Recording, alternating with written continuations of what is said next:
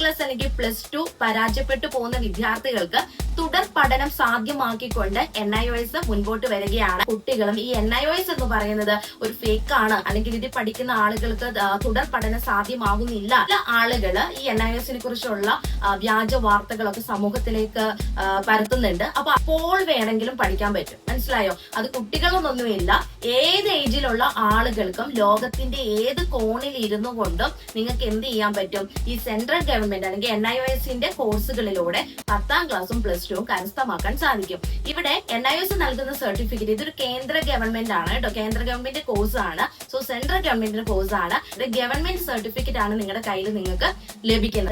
നിങ്ങൾ എന്ത് ചെയ്യണം? ഒന്നെങ്കിൽ NIOSന്റെ റീജിയണൽ സെന്റർ കൊച്ചിയിൽ നിങ്ങൾ കോൺടാക്ട് ചെയ്യുക. പറഞ്ഞ ചില വിദ്യാർത്ഥികളും രക്ഷകർത്താക്കളും ഇതിന്റെ പുറകെ നടക്കുന്നുണ്ട്, ഇതുമാകുന്നില്ല. അതൊക്കെ അത് നിങ്ങളുടെ സബ്ജക്ട് കോമ്പിനേഷനും കാര്യങ്ങളുടെ ഒക്കെ പ്രശ്നങ്ങളാണ്.